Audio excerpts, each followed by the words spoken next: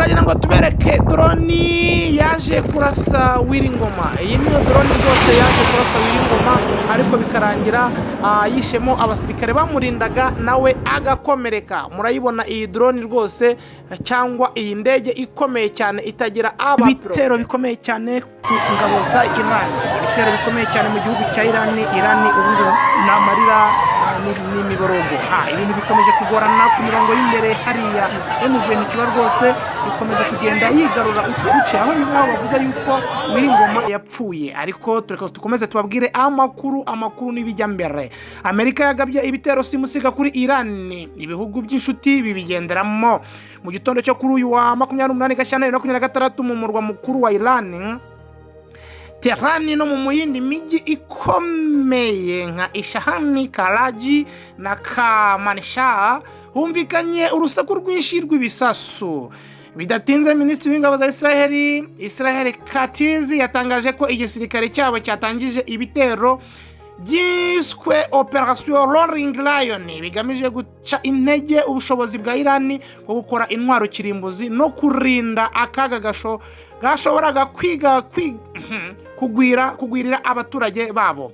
Ni ibitero byahitanye n'abasivili nk'uko ibinyamakuru bitandukanye byo muri Iran byagiye bibitangaza.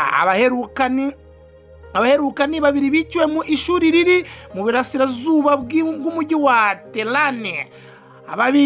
Abakomeje kwiyongera ku bandi 51 baguye mu bitero cyagabwe ku ishuri rya ribanza ry'abakobwa riri mu mujyi wa Minab mu ntara ya Hormuzgan mu majyepfo ya Iran. Ubuyobozi bw'umujyi Mohammed Rad Maher yavuze ko muri iri shuri harimo abana rwose. Ibi ni ibintu bikomeje kugorana, ako se ubundi kuki ibihugu by'ibihangange ngo bidashaka yuko ibindi bihugu bikora ibitwaro kirimbuzi, kandi bo bakaba baranabikoze kera, bakaba abari nabyo bakomeza gukoresha kugira ngo bakore cyangwa bakubite bira bihugu bindi. Ese ni ukubera iki bino bihugu bikomeje gushotorana?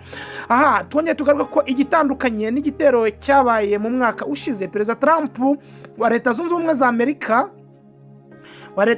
za Amerika yahise asohora itangazo mu buryo bw'amashusho ahita ifite iminota 8 yemeza ko igihugu cyabo kiri kugaba ibitero bikomeye muri Iran bigamije gusenya misile n'inganda zazo bishobora kwifashishwa mu guhungabanya umutekano w'Abanyamerika n'inshuti zabo z'i Burayi ariyo Israel. Ibitero bya Amerika yagabye muri Iran tariki ya 22 Kamena 2025 byari byiswe Operation Midnight Hammer. Ibyo kuri uyu wa 28 Gashyantare byiswe Operation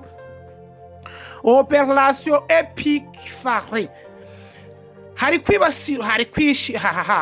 kwifashishwa ubwoko butandukanye bw'ibikoresho bya gisirikare birimo indege z'intambara ndetse n'ubwato bwa rutura biri mu bice bitandukanye byo mu burasirazuba bwo hagati. Ibinyamakuru mpuzamahanga nka Al Jazeera na CNN na Association Press byatangaje amashusho, amafoto agaragaza imyotsi myinshi izamuka mu kirere cya Tehran hafi y'ibiro by'umuyobozi w'ikirenga wa Iran Ayatollah Ali Khamenei biri mu gace ka Jomuhore. Nubwo bitaramezwa ko Khamenei yari ahari, amakuru avuga ko yimuriwe ahantu hizewe mbere y'uko ibitero bitangira. Amasoko yo mu nzego z'umutekano ya Israel avuga ko Operation Roaring Lion yari agamije kwica Ayatollah, umugaba mukuru w'ingabo za Iran Yahid Abdurrahim Musavi, Perezida Musoperziki, umunyamabanga w'inama y'igisirikare ari Shakamu, umunyamabanga w'inama y'igihugu y'umutekano ari Larijani, ariko nta makuru yemeza niba ari uwishwe cyangwa uwakomeretse.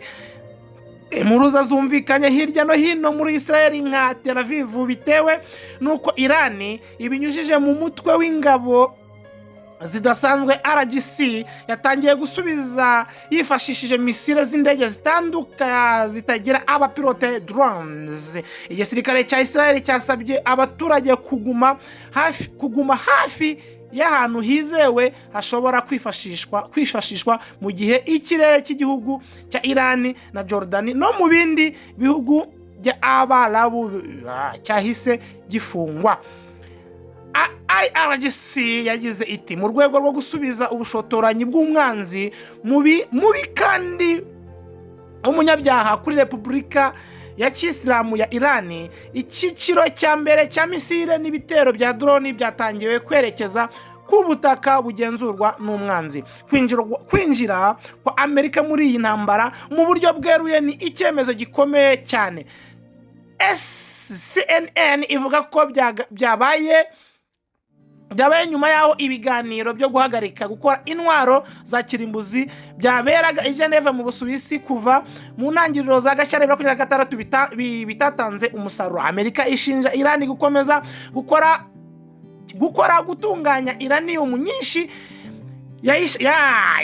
yayifashaga gukora intwaro kirimbuzi. Perezida Trump yavuze ko ubwo butegetsi bwa Iran budashobora kwemererwa gutunganya intwaro kirimbuzi na rimwe. Amerika ivuga ko amakuru y'inzego z'ubutasi zabonye yemeza ko Iran yari iri gutegura kugaba ibitero ku birindiro by'ingabo za Amerika birimo mu kigobe cya Persia Golfe ahari ubwato bw'intambara butwara indege z'indwanyi burimo USS Gerald Ford. Iyi ntambara ntiri kubera muri Iran no muri Israel gusa kuko amakuru aturuka muri Bahrain aho Amerika ifite ingabo zirwanira mu mazi zahawe izina za Fleet haguye misile zaturutse muri Iran muri Leta Zunze Ubumwe z'Abarabu UAE. Muri Qatar naho humvikanye urusaku rw'ibisasu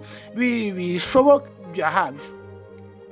ko ari misile za Iran zarashwe ku birindiro bya Amerika. Minisitiri w'ingabo za UAE yatangaje ko yapfubije misile zarashwe kuri iki gihugu ziturutse muri Iran. Icyakora ko umuturage umwe yishwe n'ibitero byabyo. Yagaragaje ko ubu ubushotoranyi bweruye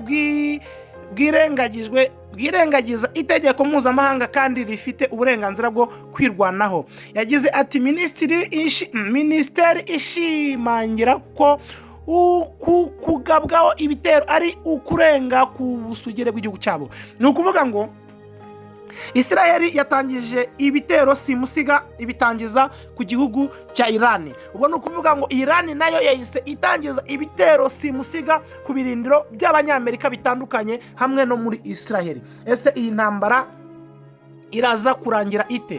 Twongera tunababwira ko inkuru itangaje ari uko twabonye yuko uyu mugabo tuvuga ko yaba yarapfuye, uyu Willy NGOMA atapfuye ahubwo Willy NGOMA ari muzima, ahubwo ubu ngubu akaba ari mu bitaro ari kwitabwaho. Yari Murindi Official TV 1.